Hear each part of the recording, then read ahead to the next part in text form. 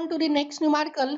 देखिए आपको लगेगा कि ये कन्वेंशनल न्यूमेरिकल हम इतना क्यों पढ़ रहे हैं, इसकी कोई जरूरत नहीं है गेट में, बट ट्रस्ट मी ये आपकी बहुत काम आने वाला है। This is very very very important. यही आपके जो कॉन्सेप्ट है उसको स्ट्रॉन्ग बनाएगा, उनको साउंड बनाएगा।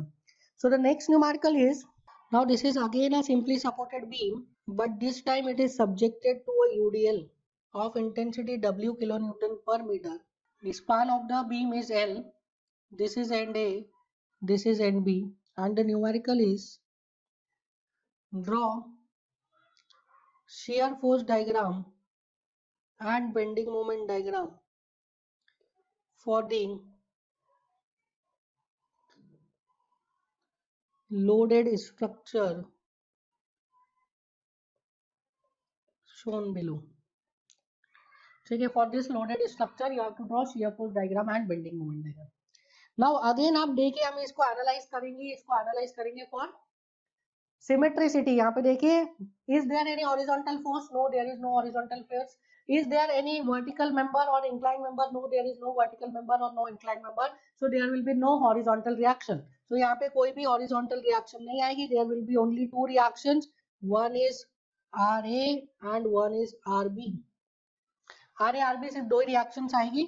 अब यहाँ पे देखिए इस बीम को आप डिवाइड करिए into two equal parts और देखिए क्या यहाँ पे आपको सिमेट्री नजर आ रही है? यस, यहाँ पे हमको सिमेट्री नजर आ रही है कि इस बीम के अगर आप लेफ्ट में जाएंगे, सेंटर से आप लेफ्ट में जाएंगे तो आपको क्या दिखेगा? L/2 डिस्टेंस पे एक RF फोर्स दिखेगा। सेंटर से राइट में जाएंगे तो L/2 पे एक रिएक्शन, वर्टिकल रिएक्शन दिखेगी। सिमिलरली यहाँ पे कॉन्टिन्यूअस क्या लग रहा है? कॉन्टिन्यूअस L/2 लेंथ पे यूनिफॉर्मली डिस्ट्रीब्यूटेड लोड लग रहा है लेफ्ट में। राइट में भी क्या लग रहा है? यूनिफॉर्मली डिस्ट्रीब्यूटेड लोड लग रहा है for L/2 distance. So this is symmetrical. ठीक है, ऐसे उसको आधा तोड़ो और ऐसा बंद कर दो, सेम आना चाहिए। ठीक है, हाफ में कट करके उसको फोल्ड कर दीजिए, आपको सेम दिखना चाहिए। सो यहाँ पे सिमेट्री है तो I can directly right step one was to calculate reactions. So by symmetry RA will be equals to what? RB. RA किसके बराबर हो गया? RB के बराबर हो गया. So can I write summation of all the forces in vertical direction is 0. So RA plus RB minus W into L is equals to 0. So I can write 2RA is equals to WL, or you can say RA is equals to WL by 2, RB is equals to WL by 2. So यहाँ पे हमारा step 1 complete हो जाता है. That is we have calculated the reactions RA and RB. Now step 2 was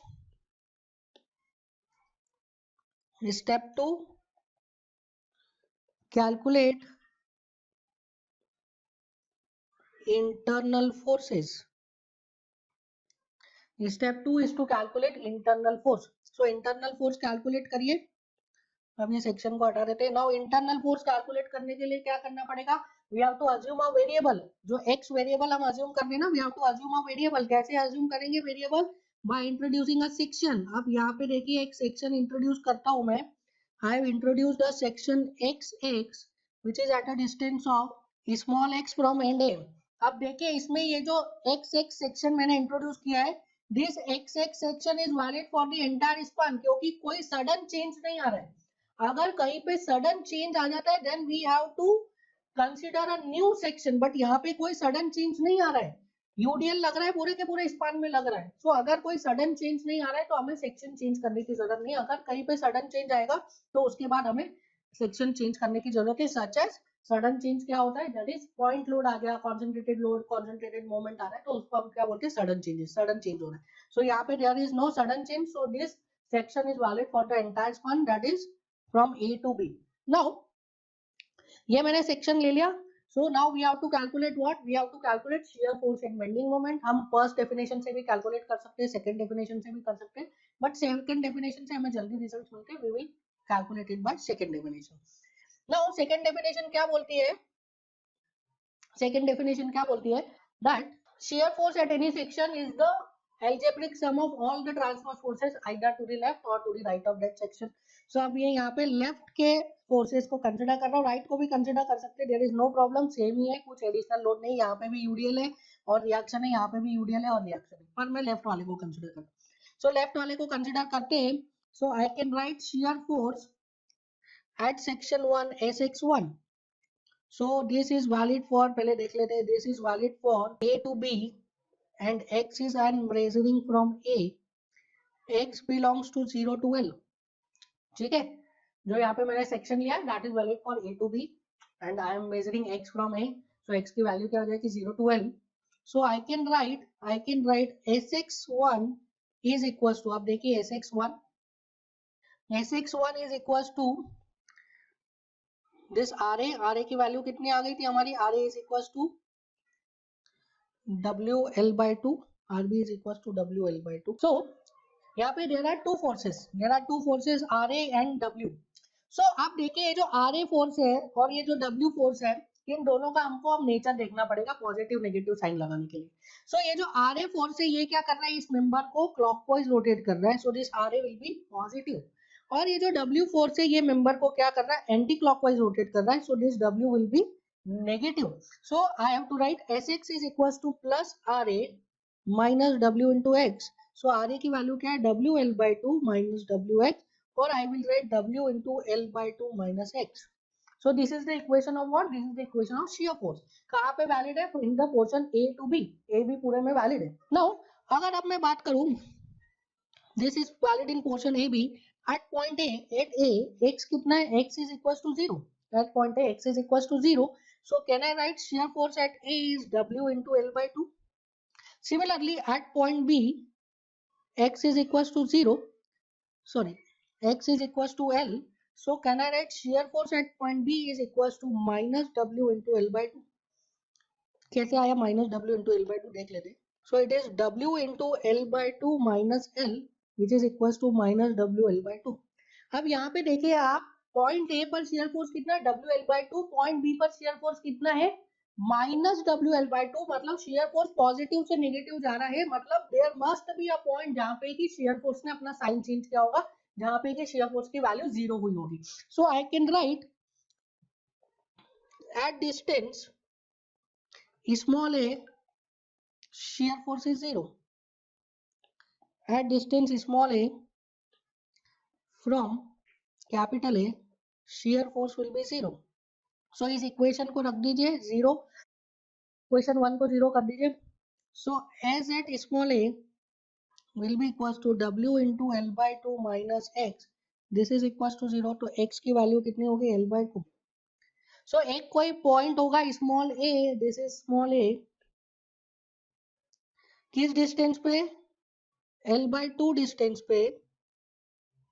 यहाँ पे shear force क्या है, 0 है. क्यों निकाला मैंने ये पॉइंट, क्योंकि हमें पता है जिस पॉइंट पे शेयर फोर्स अपना साइन चेंज करता है उस पॉइंट पे बेंडिंग मोमेंट क्या होता है, बेंडिंग मोमेंट मैक्सिमम होता है. So we will draw shear force diagram.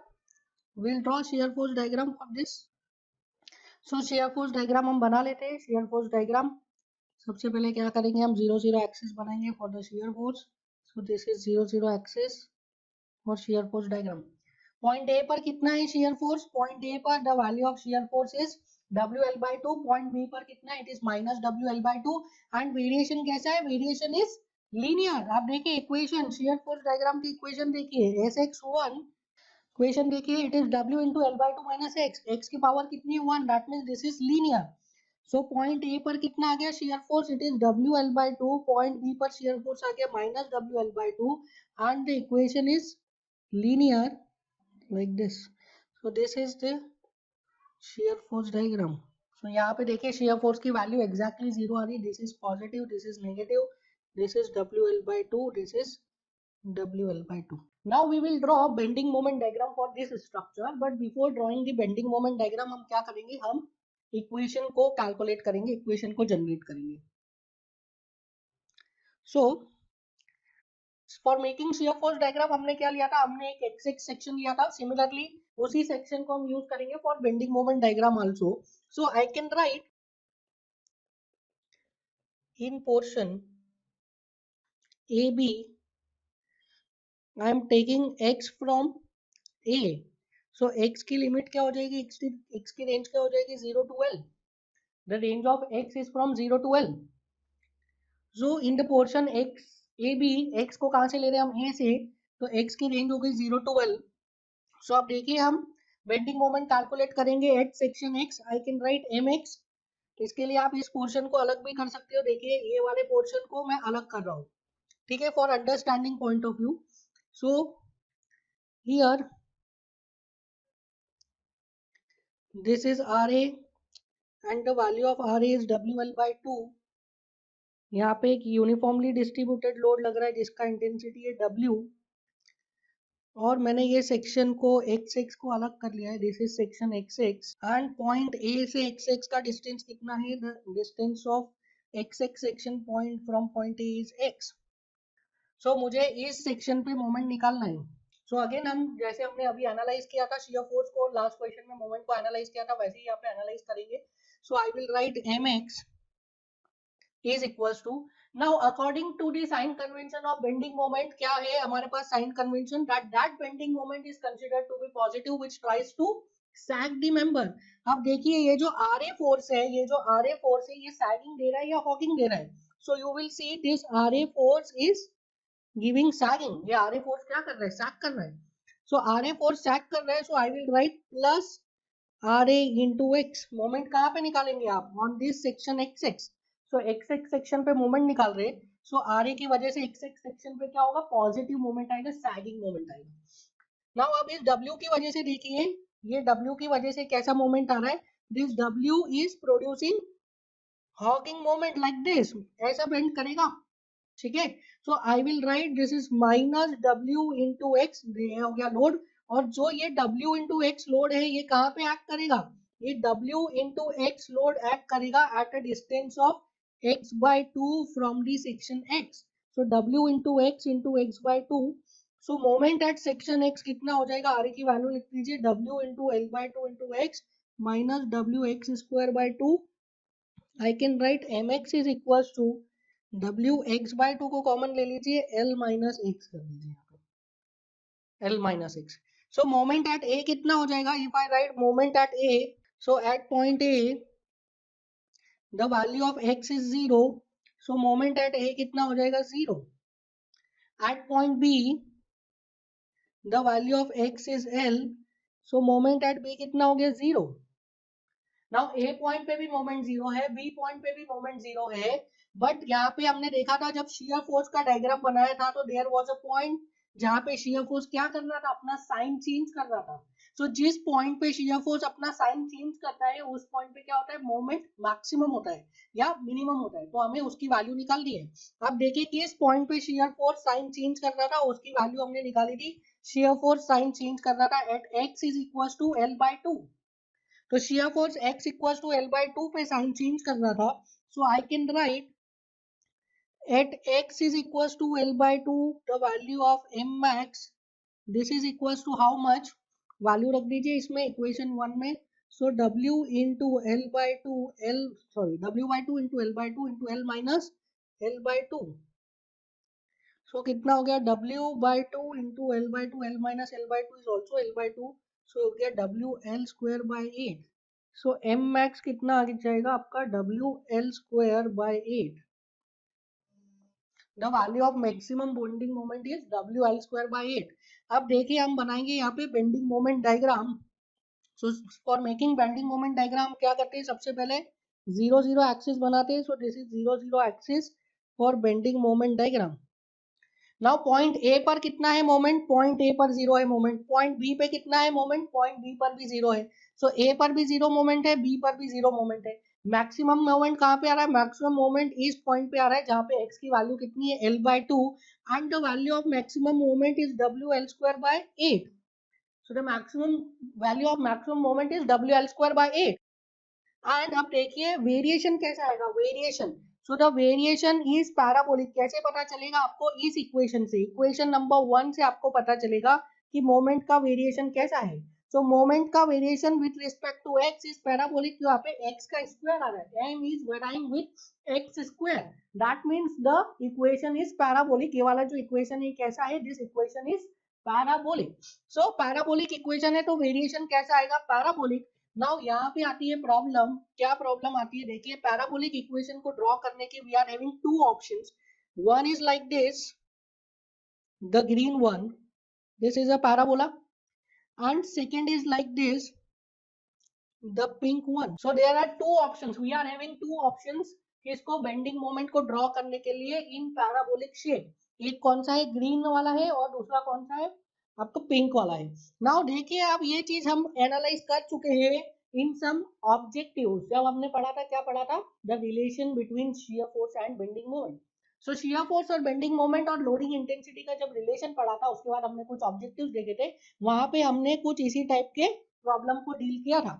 Now अब एक बार और देख लेते हैं. यहाँ पे देखिए इन दोनों कर्व्स में से अगर आपको डिसाइड करना है विच कर्व इज करेक्ट, तो आप कैसे डिसाइड कर सकते हैं, आप डिसाइड कर सकते हैं by relation between bending moment and shear force.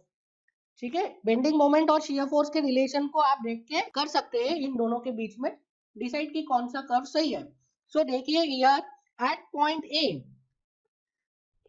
Points लिख देता हूं, this is A, this is B, and ये सेंटर पॉइंट को मैं बोल देता हूँ सी. सो एट पॉइंट ए क्या हो रहा है, पॉइंट ए पर the value of shear force is maximum. Point A पर शियर फोर्स की वैल्यू क्या है, शियर फोर्स की वैल्यू मैक्सिमम है. एंड अगर आप पॉइंट ए पर स्लोप देख रहे हो बेंडिंग मोमेंट का, तो पॉइंट ए पर बेंडिंग मोमेंट डायग्राम का क्या होना चाहिए, slope maximum, because we know that the slope of bending moment diagram is equals to what, is equals to shear force at that section. So the slope of bending moment diagram is equals to shear force at that section. तो जिस section पे shear force आ रहा है आपका maximum, मतलब WL/2, वहां पे bending moment का स्लोप भी क्या होना चाहिए, मैक्सिमम होना चाहिए. सो देखिए ग्रीन वाले डायग्राम में पॉइंट ए पर स्लोप कितना है, 0. ग्रीन वाले डायग्राम में पॉइंट ए पर स्लोप 0 है, और पिंक वाले डायग्राम में पॉइंट ए पर स्लोप क्या है, it is like this, maximum. Now point ए से पॉइंट सी पर जा रहे हैं तो क्या हो रहा है, पॉइंट ए से पॉइंट सी पर जा रहे हैं तो शियर फोर्स रिड्यूस हो रहा है, it is reducing from WL/2 to 0. तो पॉइंट ए से पॉइंट सी पर जाएंगे तो बेंडिंग मोमेंट का स्लोप क्या होना चाहिए, रिड्यूस होना चाहिए. देखिए पिंक वाले फिगर पे बेंडिंग मोमेंट का जो स्लोप है वो रिड्यूस हो रहा है, और पॉइंट सी पर the slope of bending moment is 0. Tangent बनाइए आप, पॉइंट सी पर टेंजेंट बनाइए लाइक दिस. सो टेंजेंट बनाओगे तो स्लोप क्या मिलेगा, 0. तो सी पॉइंट पे स्लोप क्या हो गया, 0. सो पिंक वाले डायग्राम को अगर फॉलो करोगे तो ए पॉइंट पे स्लोप मैक्सिमम है, सी पॉइंट पर 0 है. Whereas ग्रीन वाले को फॉलो करोगे तो ए पॉइंट पे 0 है, सी पॉइंट पे मैक्सिमम है. So this green is wrong.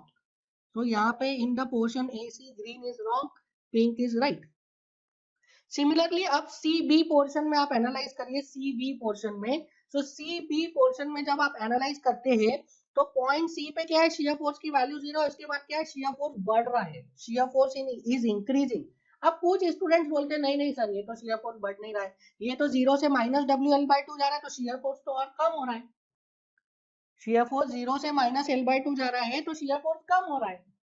तो हम उसको बोलते हैं कि ठीक है भाई, शियर फोर्स कम हो रहा है, मतलब शियर फोर्स कहाँ जा रहा है, नेगेटिव डायरेक्शन में जा रहा है, तो स्लोप भी कैसा होगा, स्लोप भी नेगेटिव डायरेक्शन में इंक्रीज होगा. तो यहाँ पे देखिए सी पॉइंट पे स्लोप 0 है और बी पॉइंट पे स्लोप क्या है, नेगेटिव, 90 से ज्यादा है स्लोप. एक्स एक्सिस से देखोगे तो बी पॉइंट पे स्लोप जो है वो 90 से ज्यादा दिखेगा. So the slope at B point is more than 90 degree like this. देखिए समझ में आया. आपको अगर सिंपलिसिटी के लिए आप चाहते हैं अपना कैलकुलेशंस को, अपना जो आपके लॉजिक है उसको सिंपल बनाना चाहते हैं, तो यहाँ पे साइन को आप मत देखिए. अगर आपको साइन देखोगे तो भी आपको सेम ही आंसर मिलेगा, कोई उसमें प्रॉब्लम नहीं है, बट आप साइन को नहीं देखोगे तो that would be more easy. अगर यहाँ पे आप बोलते हैं शियर फोर्स 0 है पॉइंट सी पे एंड पॉइंट बी पे शियर फोर्स क्या हो रहा है, और रिड्यूस हो रहा है, दैट मींस नेगेटिव डायरेक्शन में जा रहा है. तो यहाँ पे भी स्लोप 0 है और यहाँ पे स्लोप क्या है, नेगेटिव डायरेक्शन में जा रहा है, that is slope is getting more than 90 degree.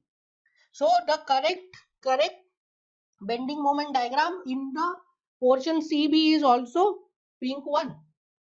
Pink वाला ही करेक्ट है, ग्रीन वाला क्यों करेक्ट नहीं, क्योंकि पॉइंट बी पर देखिए, पॉइंट बी पर the slope of bending moment diagram, अगर आप ग्रीन को फॉलो कर रहे हैं तो कितना हो जाता है, स्लोप 0. वेयरएज यहाँ पे शियर फोर्स की value is not 0. So green वाला अगेन गलत हो गया in the portion C B also. So shear force का वेरिएशन मिल गया. वेरिएशन कैसा है, this is 2 degree, parabolic variation है, you will write 2 degree. So the variation is 2 degree, second degree का है पैराबोलिक वेरिएशन. ठीक है, समझ में आया. इस तरीके से you can draw shear force diagram and bending moment diagram for a simply supported beam which is subjected to uniformly distributed load. Now this is the second numerical. Again you have to draw shear force diagram and bending moment diagram for this structure. Now this is a simply supported beam which is subjected to a uniformly varying loading or you can say triangular loading. So कई सारे students को काफी problem होती है triangular loading में. Now इसलिए हम एक न्यूमेरिकल सॉल्व करके देख लेते. So here I am assuming reactions. This is reaction RA, this is reaction RB. Again in this structure there is no horizontal force and all the members are perfectly horizontal. कोई horizontal force नहीं है और कोई vertical member नहीं है. That means this structure will be free from horizontal reactions or you can say analysis in horizontal direction हमें करने की जरूरत नहीं है. That is why मैंने यहाँ पे दो ही reactions लगाई है. Reaction in horizontal direction automatically zero हो गया because there is no horizontal force and there is no vertical member. All the members are perfectly horizontal. कोई vertical या inclined member नहीं है. Now second चीज आप एनालाइज करिए, क्या ये स्ट्रक्चर सिमेट्रिकल है? No, this structure is not symmetrical. आप इसको डिवाइड कर दीजिए from the centre.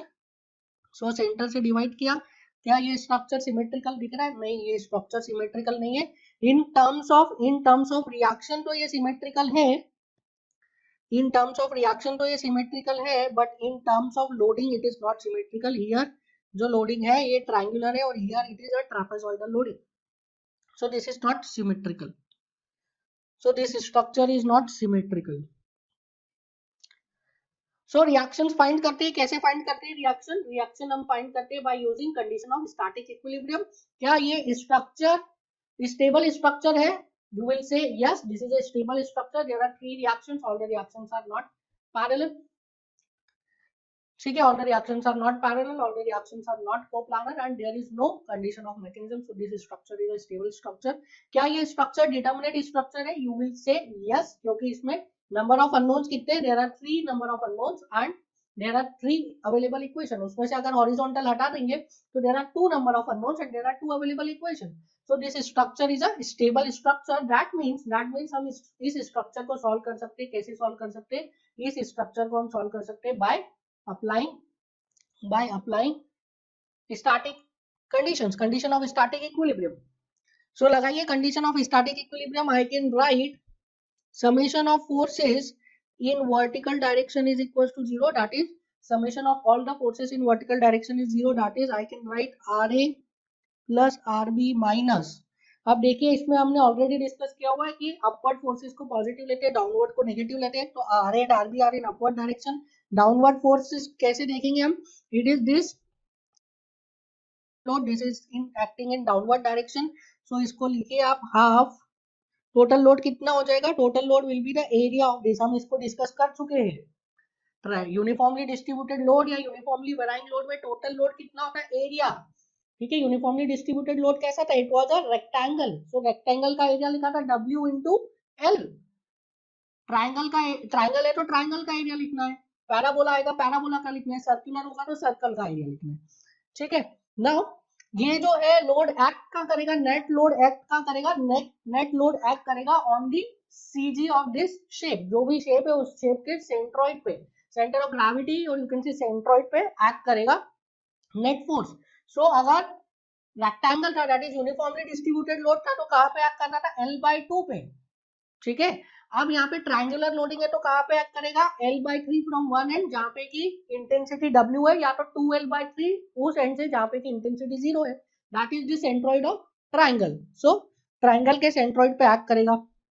So I can write RA plus RB minus total load कितना हो गया? हाफ इंटू बेस कितना है? Base is L and height is W. This is equals to 0. So I can write RA plus RB is equals to WL/2.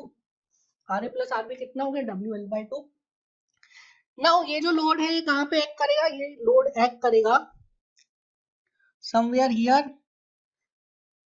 WL/2 कहाँ पे act करेगा? At a distance of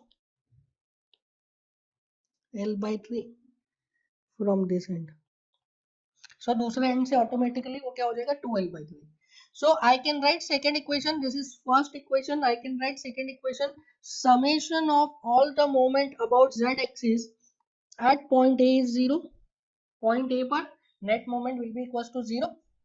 So I can write, देखिए क्या लिख सकते हैं? It is RB into L, कैसा लगेगा RB into L, this is in anti clockwise direction, so RB into L लगेगा anti clockwise direction में, so I can write minus RB into L plus ये देखिए ये जो WL/2 है इसकी वजह से कैसा आएगा, इसकी वजह से आएगा क्लॉकवाइज डायरेक्शन में, so I have to write this is plus WL/2 into distance A से कितनी हो जाएगी, B से डिस्टेंस है L/3, सो A से डिस्टेंस कितनी हो जाएगी, A से डिस्टेंस हो जाएगी it is 2L/3, so into 2L/3, this is how much, this is equals to 0, so I can write the value of RB, so RB into L, this is equals to WL square by 3, so RB is equals to WL by 3. Now this is equation number 2. By equation 1 and 2 I can write the value of RA is equals to WL by 6. so यहाँ से हमें क्या मिल गया, RB की value मिल गई और क्या मिल गया, हमें RA की वैल्यू मिल गई, हम यहाँ पे डिनोट कर देते हैं RA is equals to WL by 6, RB is equals to WL by 3, ठीक है, ये हमने डिनोट कर दिया. Now what we want to do, we want to draw shear force diagram and bending moment diagram. So shear force क्या होता है, shear force is by second definition shear force is the algebraic sum of all the transverse forces either to the left or to the right of that section. First definition से shear force क्या होता था, shear force is the transverse force which is developed at the section in order to maintain free body equilibrium at that section. सो हम लोग किससे चलते हैं, हम लोग न्यूमेरिकल्स में सेकंड डेफिनेशन से चलते हैं, क्यों, सेकंड डेफिनेशन मैथमेटिशियंस ने दी है और कैलकुलेशन करने में इजी होता है.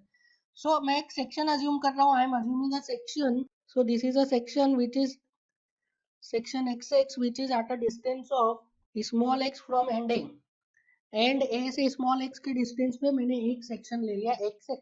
Now I can easily right equations for shear force. So for shear force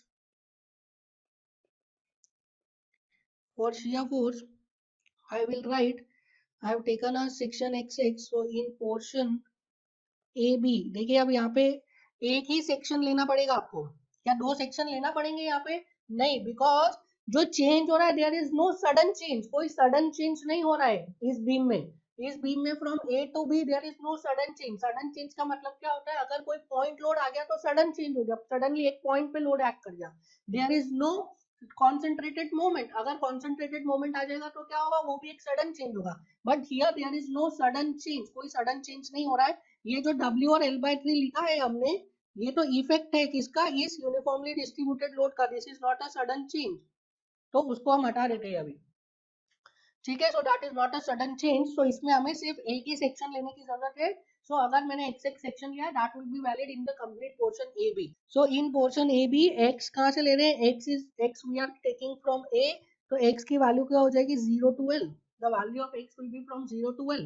अब देखिए, अब मैं इस पोर्शन को समझने के लिए थोड़ा सा सेपरेट कर लेता हूँ ताकि आपको इजीली समझ में आ जाए. So this was the member and here एक रिएक्शन लग रहा है RA जिसकी वैल्यू है WL/6 एंड इस पे ऐसा ट्रायंगुलर लोडिंग लग रहा है like this. So this distance, so this is the section XX, this distance is small x. अब देखिए यहाँ पे there is a different thing जो आपको सीखना जरूरी है. देखिए इस पोर्शन पे लोड का इंटेंसिटी कितना है W, यहाँ पे लोड का इंटेंसिटी 0 है, ये लेंथ L है, तो x लेंथ पर लोड का इंटेंसिटी कितना होगा, ये आपको कैलकुलेट करना है, is very very very important. जिस पोर्शन पे आपने सेक्शन लिया है उस पोर्शन पे आपको लोड का इंटेंसिटी कैलकुलेट करना पड़ेगा. क्यों करना पड़ेगा, बिकॉज आप नहीं तो ये लोड कैलकुलेट नहीं कर सकते ना, कितना लोड लग रहा है आपके वो सेक्शन के लेफ्ट में या सेक्शन के राइट में. सो यहाँ पे आपको लोड इंटेंसिटी कैलकुलेट करना पड़ेगा. सिंपल है लोड इंटेंसिटी कैलकुलेट करना, कैसे कैलकुलेट कर सकते हैं, we can calculate it by similar triangle. So in distance x distance में कितना लग रहा है W, सॉरी L डिस्टेंस में कितना लग रहा है W, तो x में कितना लगेगा, so I can write it is W by L into x, लिख सकते हैं. सो कैसे लिखा मैंने, W by L, this is equals to this value divided by small x. So W by L is equals to जो value निकालनी है divided by small x. So जो वैल्यू निकालनी हो क्या हो गया, W by L into x, similar triangle से. सो यहाँ पे इंटेंसिटी कितना आ गया हमारे, जहाँ पे सेक्शन कट किया है वहां पे इंटेंसिटी हो गया लोड का W/L इंटू एक्स, और you can say W into X by L. So यहाँ पे लोड इंटेंसिटी हो गया W into X by L, W into X by L. ठीक है, अब निकाल लीजिए शियर फोर्स। हमें पता है shear force at section Sx is equal to how much, कैसे निकालेंगे, by our sign convention। क्या था sign convention, that shear force is considered to be positive which tries to rotate the member in clockwise direction। अब देखिए R A जो है, R A clockwise घुमाएगा कि एंटी क्लॉकवाइज घुमाएगा, आर ए घुमाएगा clockwise, so I will write plus R A. उसके बाद दूसरा ट्रांसवर्स फोर्स कौन सा है, दूसरा ट्रांसवर्स फोर्स है ये यूनिफॉर्मली वराइंग लोड। सो ये यूनिफॉर्मली वराइंग लोड कैसा घुमाएगा, यूनिफॉर्मली वराइंग लोड घुमा रहा है एंटी क्लॉकवाइज। देखिए this is anti clockwise movement, anti clockwise घुमा रहा है, तो आई विल राइट माइनस। अब कितना लग रहा है ये load, that is the area इस ट्राइंगल का, ये जो छोटा वाला ट्राइंगल है इस ट्राइंगल का एरिया। सो कितना एरिया आ जाएगा, इट इज हाफ बेस कितना है, बेस इज x, हाइट कितना है w x by l। So I will write sx is equal to R की वैल्यू क्या है wl by 6 minus wx square by 2l, wl by 6 minus wx square by 2l। so at point A x कितना है, x is 0, so I can write shear force at point A is how much, wl by 6। at point B x कितना है, x is L, so I can write shear force at point B is WL by 6 minus WL square by 2L which is equals to WL by 6 minus यहाँ पे L से L cancel हो गया, WL by 2 this is minus WL by 3, so this is shear force at point B। so हमें क्या मिल गया, shear force at point B A मिल गया, हमें मिल गया shear force at point B। सो देखिए पॉइंट ए पर शेयर फोर्स कैसा है, इट इज पॉजिटिव है, पॉइंट बी पर शेयर फोर्स कैसा है, नेगेटिव है। पॉइंट ए पर पॉजिटिव है, पॉइंट ए पर, पॉइंट बी पे नेगेटिव है, दैट मींस कोई एक सेक्शन होगा जहां पे shear force positive to negative sign change कर रहा होगा। सो अगर उस सेक्शन को मुझे कैलकुलेट करना है तो I have to put this equation will be equals to what, this equation will be equals to 0। So इसको नेमिंग कर देते इक्वेशन 1। सो इक्वेशन 1 को क्या करना पड़ेगा, 0 के बराबर पुट करना पड़ेगा, तो हमें क्या मिल जाएगा, वो सेक्शन मिल जाएगा जिस सेक्शन पे क्या है शियर फोर्स अपना साइन चेंज कर रहा है। सो पुट करिए इस इक्वेशन को 0 के बराबर, so I can write for Sx to be 0 x is equals to question mark, so I can write Sx is equals to WL by 6 minus WX square by 2L, this is equals to how much, 0। तो लिखिए W से W cancel, ये हो जाएगा x square is equals to L square by 3, that means x is equals to L by root 3। so एक section होगा कहाँ पे, x is equals to L by root 3 पर, जहाँ पर की क्या होगा, जहाँ पर की शेयर फोर्स की वैल्यू 0 हो जाएगी। ठीक है, शेयर फोर्स की वैल्यू क्या हो जाएगी, 0 हो जाएगी। नाउ ये x is equals to L by root 3, इसमें बड़ा कंफ्यूजन होता है, ये 0.5 के बाद आएगा कि 0.5 के पहले आएगा, मतलब सेंटर से ए के बीच में होगा या सेंटर से बी के बीच में होगा, ये आप थोड़ा सा एनालाइज कर लीजिए बिकॉज ये समझ में नहीं आता है फिर। सो L by root 3 का वैल्यू है 1.732, सो L by 1.732, अगर L by 2 होता तो क्या होता, 0.5 L होता, L by 1.732 है तो इसका मतलब क्या, 0.5 से ज्यादा वैल्यू आएगी। x is equals to 0.577 L। So centre से बी के बीच में आएगा, x सेंटर से बी के बीच में, तो अब ड्रॉ कर लेते हैं हम shear force diagram. So draw करिए shear force diagram. So shear force diagram draw करने के लिए क्या करेंगे, सबसे पहले हम 0 0 एक्सिस बनाएंगे। So this is our 0 0 axis, this is 0 0 axis for shear force diagram. Now point A पर कितना आ रहा है शेयर फोर्स, पॉइंट ए पर शेयर फोर्स आ रहा है, it is WL by 6 and point B पर minus WL by 3। So point A पर बनाइए, this is WL by 6 and point B पर minus WL by 3। वेरिएशन कैसा आएगा शेयर फोर्स का, वेरिएशन कैसा आएगा, देखिए लोडिंग का वेरिएशन कितना है, लोडिंग का डिग्री कितना है, लोडिंग का degree is 1 degree. So shear force का डिग्री कितना आएगा, शेयर फोर्स का डिग्री विल बी 2 डिग्री, मतलब शेयर फोर्स कैसा हो जाएगा, shear force will be parabolic in this case. So point A से पॉइंट बी के बीच में जो शेयर फोर्स आएगा वो पैराबोलिक आएगा। अब पैराबोला बनाने के again I have two options. देखिए, the first one is this pink and second one is green.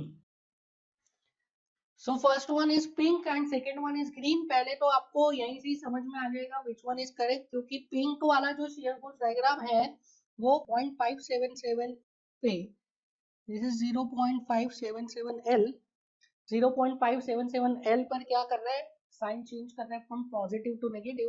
तो यहीं से ही आपको समझ में आ जाता है दैट दिस इज करेक्ट. कौन सा, पिंक वाला इज करेक्ट, ग्रीन वाला इज रॉन्ग. ये आपको यहीं से समझ में आ जाता है. फिर भी हम एनालिसिस कर लेते हैं. अगर आपको ये नहीं पता है कि कहाँ पे शेयर फोर्स अपना साइन चेंज कर रहा है, वो पॉइंट का लोकेशन आपको नहीं पता है, तो देखते हैं कैसे देखते हैं. सो यहाँ पे देखिए, at point A, at point A load intensity कितना है, लोड इंटेंसिटी 0. तो शेयर फोर्स का स्लोप कितना होना चाहिए, शेयर फोर्स का स्लोप विल बी 0. तो 0 स्लोप कहाँ पे आ रहा है, पिंक में आ रहा है या ग्रीन में आ रहा है. ग्रीन में पॉइंट ए पर क्या स्लोप 0 है, नहीं. पिंक में पॉइंट ए पर स्लोप 0 है, yes. That is why pink is correct, green is wrong. Second देखिए, पॉइंट ए पर स्लोप 0 है और पॉइंट बी पर पिंक में क्या है, स्लोप मैक्सिमम है. पॉइंट ए पर 0, पॉइंट बी पर मैक्सिमम. सो स्लोप क्या हो रहा है, 0 से मैक्सिमम की तरफ इंक्रीज हो रहा है. Slope is getting increase from 0 to maximum.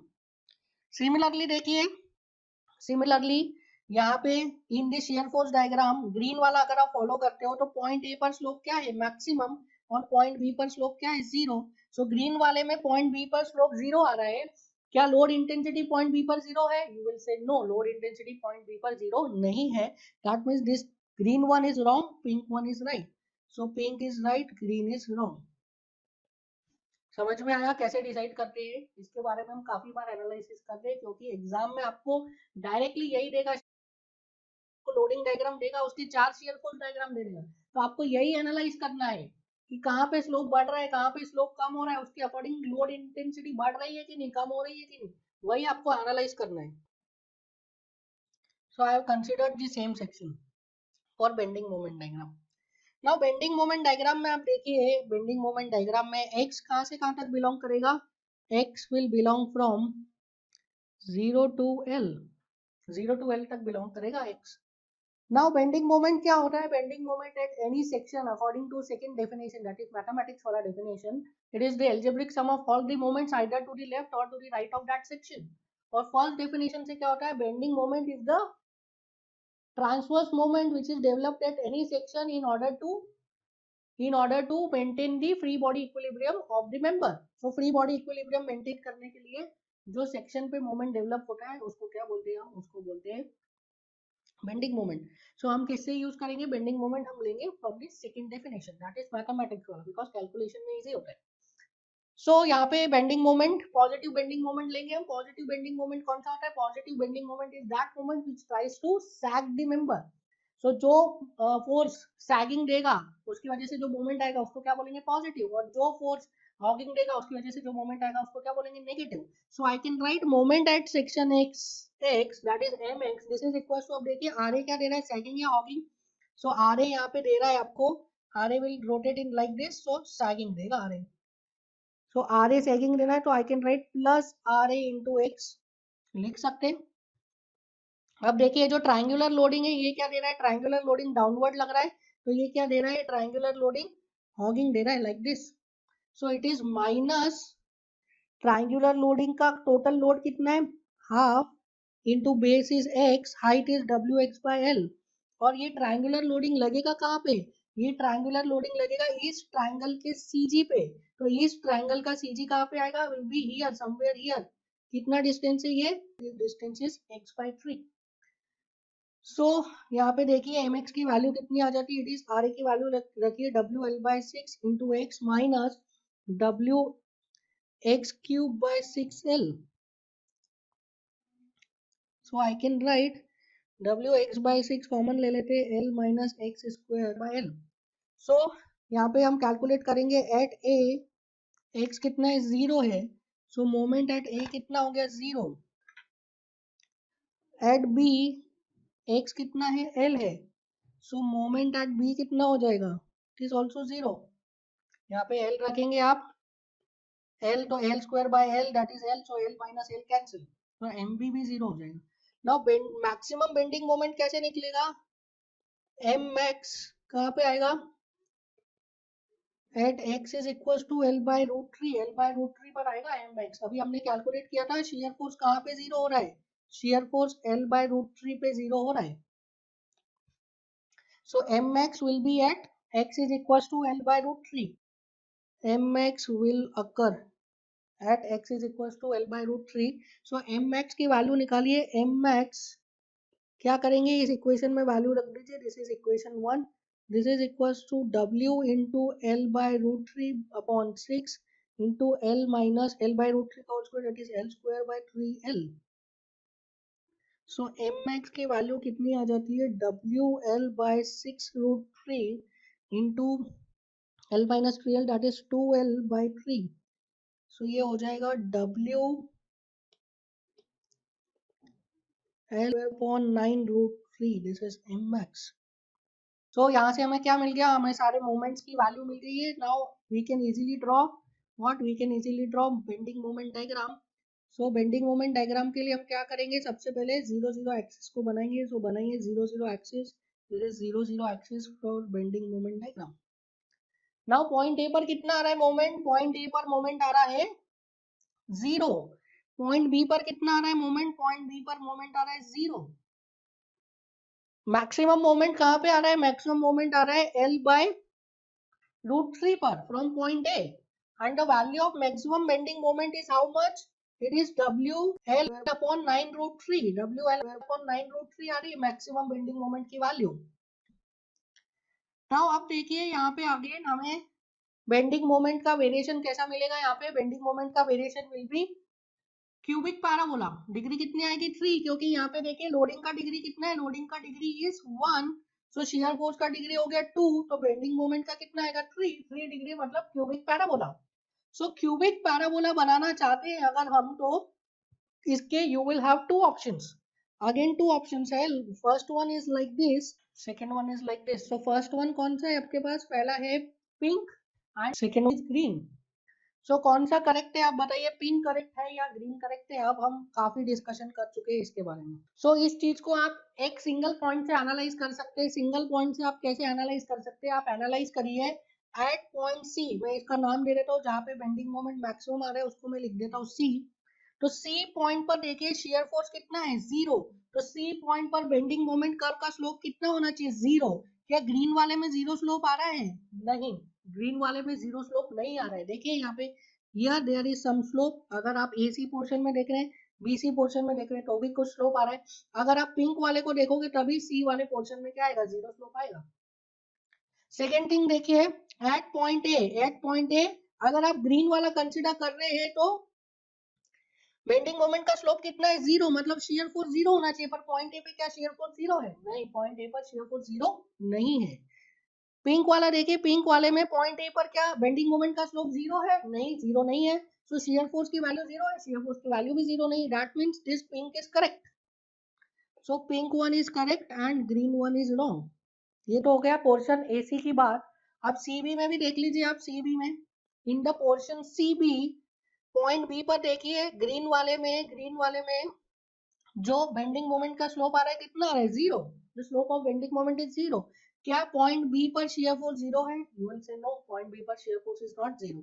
अब देखिए पिंक वाले से एनालाइज करते हैं। पॉइंट बी पर पिंक वाला जो बेंडिंग मोमेंट डायग्राम है उसमें स्लोप की वैल्यू नॉन जीरो आ रही है and slope is maximum in the portion C B. So क्या मैं बोल सकता हूँ यहाँ पे शियर फोर्स की वैल्यू भी मैक्सिमम आ रही है in the portion C B, that means this pink one is right and this green one is wrong. ठीक है, तो इस तरीके से हम एनालिसिस करते हैं कि किस तरीके का शेप आएगा, कॉन्वेक्स अपवर्ड आएगा, कॉन्वेक्स डाउनवर्ड आएगा, ये हम लोग एनालाइज करते हैं। और आपसे एग्जाम में ये काफी बार पूछा गया है, आप इसको अच्छे से समझेंगे, अच्छे से प्रैक्टिस करेंगे। इसी पे बेस्ड न्यूमेरिकल्स आते हैं, that is the relation between shear force diagram, bending moment diagram and load intensity, इन तीनों के बीच में। So this is it for the today's class, will meet in the next class, thank you.